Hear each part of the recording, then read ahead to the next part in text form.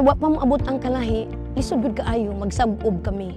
Selection process gyud sa among tubig mao ang first assembly. Kay gipilian man namo nga unsay mang priority sa among sub-project dinhi sa barangay mao gyud ang unang tubig. Ang impact nga nahatag Mao ang kamugaway sa mga katawhan. lamit pang panglaba, ipangdungag, iplimpyo ug nakapag-gardening na sila.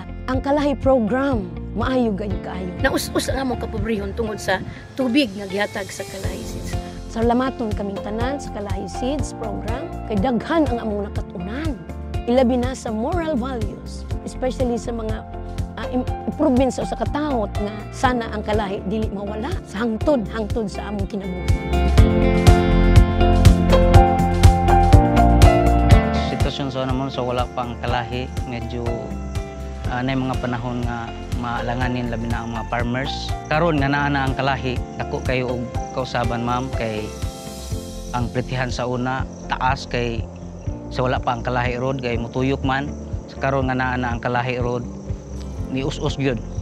Dako kay himpak ma'am kay sa ako nang gikaingon murag amugaway labi na sa in terms of trabaho, paghatod sa mga produkto, mga estudyante. Dako gyud tabang ang kalahi nga gihatag nga proyekto sa among barangay. Imbis kay gikara sa among ba ang pulong nga salamat, gusto gyud mo nga mapalawig pa, mapataas pa, nga mapakita namo nga proud ang barangay Kabantian nga gitagaan mig project sa kalahi.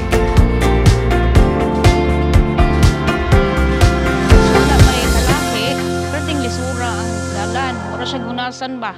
Pag-abot sa kalahi, nindot na kayo nga nandawon magkatabang sa komunidad, dili lang sa barangay sa Lakawon, hantod mga 5 ka barangay ang makabenepisyo agi dire. So lahi gyud ang sa una og karon lahi ang kalahian. Kay ang mga katawhan pud sa una medyo wala pay kasinatian ba. Karon pag abot sa kalahi nainganyo sila doon na siya mga kalambuan or naa sila nahibawan na about sa kalahi. Sa panahon nga wala pa rin sila moabot dinhi, naglisod yun ang atong mga constituent sa barangay sa pagdala sa ilang mga produkto nga rin sa merkado, labi na sa mga ilang mga health problems. Maglisod sila sa ilang mga pasyente sa pagdulhog diri sa lungsod tungod sa karsada nga daot. Dako namong pasalamat sa Kalahi Seeds nga nahatagan mig higayon nga gihatagan mi ini maong proyekto. Kay kini siya nakatabang kini siya maayo sa amo ang lungsod. Ilabi na sa mga barangays nga tuwa taon sa kabukiran.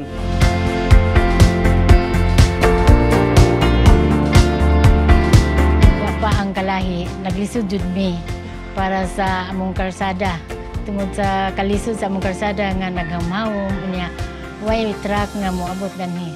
Ang kabaguhan gadto namo nga diha na ang kalahi, murag luag na ang among kanang panglihok-lihok tungod kay sayo naman namo paglakad sa kalsada na semento na.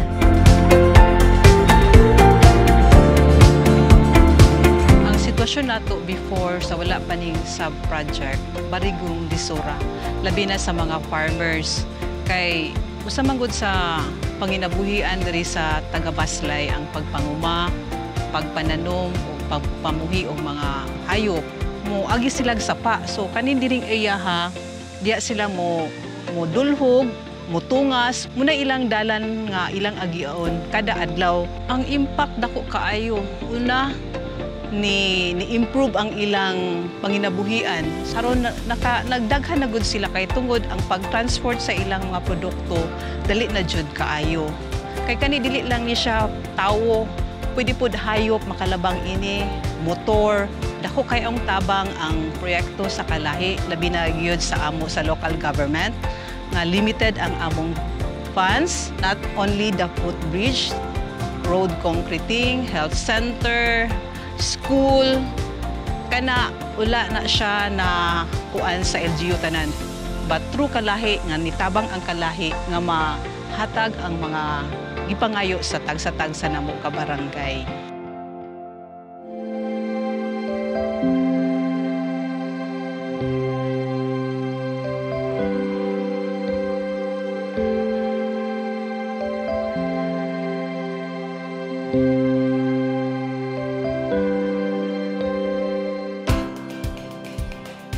Sibulan has 15 barangays. We received a total of 75 sub-projects were spread sa 15 barangays. Dako kayo ang kalipay sa not only sa atong mga barangay officials, kundi sa mga tao mismo. Dako kayo ilang kalipay nga ang ilahang di-identify nga mga projects nakita nila nga na-implement. Naghatag siya oportunidad sa mga tao nga doon na sila participation in the identification of their problems, in the determination of how to solve the problems. Kami manggod nga nasa field, nakita na mo unsay kalahian sa una o sa karon with the Kalahi Project.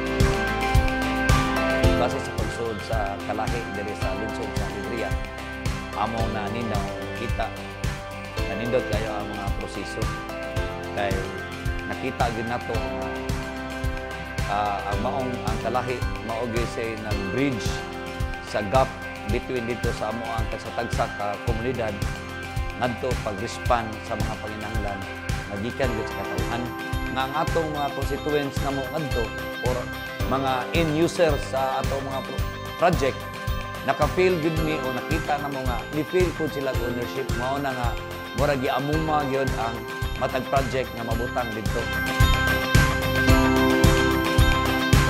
Ang impact sa ordinance nga gihimo sa LGU, naghatag siya palisiya, no, guide para ma-monitor ang mga project, mag-conduct as sustainability evaluation directly sa mga project na nahuman.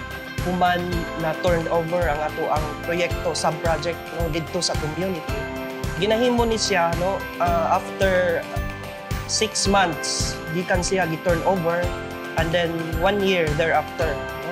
So dako gyud og importansya ang paghimo no, pag-institutionalize no sa CDD.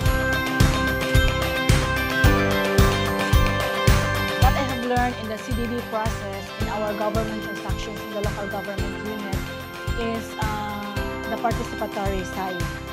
Of course, although we have already practiced that in our budget process, but with the Kalahi Seeds CDD, it has really moved to a greater length. Meaning to say, almost everyone in the barangay level knows what participatory process is. It's not only the government, the employees, or the officials of the government who knows what the project is, what project to undertake, but the people in the community is involved. And I think that would be form part of the culture na sa barangay, sa municipal level, no, sa municipal governance nga dapat kung doon na tayo project, dapat CDD approach ang gamiton. Ang program matapos siya, pero ang kultura o ang kinaiya sa unsaon dapat pag-implementar ang usa ka sub-project is magpabilin siya hangtod sa hangtod. And of course, katong tanang mga butang nga na-invest nato, dili ni malimtan sa bagang duot sa katawhan. And mutatak, no? Mutatak yun sa kasing-kasing gunahuna sa mga tao. Nga doon na joy, sa kahigayon niya na Kalahi Seeds.